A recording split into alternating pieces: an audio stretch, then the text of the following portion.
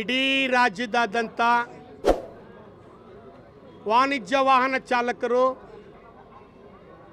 Auto rickshaw ಚಾಲಕರು, 10 ಲಕ್ಷಕ್ಕಿಂತ ಮೇಲೆ ಆಟೋ ರಿಕ್ಷಾ ಚಾಲಕರು ಇದ್ದೇವೆ. ಈಗಾಗಲೇ ಕರ್ನಾಟಕ ಸರ್ಕಾರ ಶಕ್ತಿ ಯೋಜನೆ ಬಂದು ಇಡೀ ಆಟೋ ರಿಕ್ಷಾ ಚಾಲಕರ ಕುಟುಂಬನ ಬೀದಿಗೆ ತಂದಿದೆ. ಇವತ್ತು ಆಟೋ ರಿಕ್ಷಾ ಚಾಲಕರು ಕಾರ್ಮಿಕ ಕಾರ್ಡ್ ಕೊಡ್ತೀವಂತ ಮನೆ ಸಂತೋಷ್ ಲಾಡ್ ಸಾಹೇಬರು 4 ತಿಂಗಳಿಂದ 46 ಲಕ್ಷ ಜನಕ್ಕೆ ಕಾರ್ಮಿಕ ಕಾರ್ಡನ್ನು ಕೊಡ್ತೇವೆ ಅನ್ನುವಂಥ ಮಾತನ್ನ ಬರೀ ಹೇಳ್ತಾನೆ ಬರ್ತಿದಾರ. ಕಾರ್ಮಿಕ ಇಲಾಖೆಗೆ ಈಗಾಗಲೇ ಉತ್ತರ ಕರ್ನಾಟಕ ಆಟೋ ರಿಕ್ಷಾ ಚಾಲಕರ ಸಂಘದಿಂದ ಈಗಾಗಲೇ 500 ಮಂದಿ ಆಟೋ ರಿಕ್ಷಾ ಚಾಲಕರ ಗುರುತಿನ ದಾಖಲಾತಿಗಳನ್ನು ಕೊಟ್ಟಿದ್ದೇವೆ. ಆಟೋ ರಿಕ್ಷಾ ಚಾಲಕರಿಗೆ ಈಗಾಗಲೇ ಪೆಟ್ರೋಲ್, ಡೀಸೆಲ್, LPG ಹೆಚ್ಚಳ ಮಾಡಿದ್ದಾರೆ. ಅದರ ಮೇಲೆ ಸುಂಕನ ತೆಗೆದುಹಾಕಬೇಕು.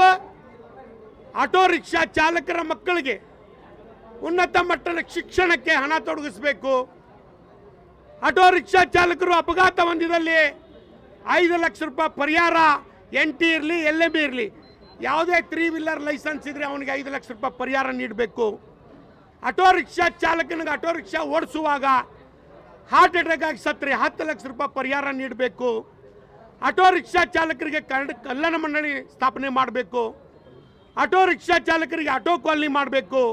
ಆಟೋ ರಿಕ್ಷಾ ಚಾಲಕರಿಗೆ ಸಮುದಾಯ ಭವನ ಮಾಡಬೇಕು. ಇವತ್ತು ಇಡೀ ರಾಜ್ಯದಲ್ಲಿ 10 ಲಕ್ಷಕ್ಕಿಂತ ಹೆಚ್ಚು ಆಟೋ ರಿಕ್ಷಾ ಚಾಲಕರಿದ್ದೇವೆ. 5 ಲಕ್ಷಕ್ಕಿಂತ ಎಲ್ಲ ಆಟೋ ರಿಕ್ಷಾ ಚಾಲಕರ ಕುಟುಂಬ ಇದೆ. ಯಾಕೆ ಸರ್ಕಾರ ನಮ್ಮ ಮೇಲೆ ಕಣ್ಣಾಗ್ತಾ ಇಲ್ಲ? ಯಾಕೆ ಸರ್ಕಾರ ನಮ್ಮ ಮೇಲೆ ಗಮನಿಸ್ತಾ ಇಲ್ಲ? ಅದಕ್ಕಾಗಿ ಮಾನ್ಯ ಸಿದ್ದರಾಮಯ್ಯ ಸಾಹೇಬರಿಗೆ, ಮಾನ್ಯ DK ಶಿವಕುಮಾರ್ ಸಾಹೇಬರಿಗೆ, ಮಾನ್ಯ ಸಂತೋಷ್ ಲಾಡ್ ಸಾಹೇಬರಿಗೆ, ಸಾರಿಗೆ ಸಚಿವರಿಗೆ ಮತ್ತು ಗೃಹ ಖಾತೆ ಸಚಿವರಿಗೆ ನಾನು ಎಲ್ಲ ಅಧಿಕಾರಿಗಳಿಗೆ ಮನವಿ ಮಾಡ್ಕೋತೇವೆ. ತಕ್ಷಣ ನಮ್ಮ ಬೇಡಿಕೆಗಳು ಈಡೇರಬೇಕು. ನಮ್ಮ ಬೇಡಿಕೆಗಳು ಮಾಡಬೇಕು. ನಮ್ಮ ಬೇಡಿಕೆಗಳು ಮಾಡದಿದ್ರೆ ಇಡೀ ಉತ್ತರ ಕರ್ನಾಟಕದ ಅಷ್ಟೇ ಅಲ್ಲ, ಅಖಂಡ ಕರ್ನಾಟಕದಲ್ಲೇ ಬಂದ್ ಕರೆ ಕೊಟ್ಟು ಉಗ್ರದ ಹೋರಾಟ ಮಾಡ್ತೀವಂತ ಮಾಧ್ಯಮಕ್ಕೆ ಕಳಕಳಿ ಮನವಿ ಮಾಡ್ತೀವಿ.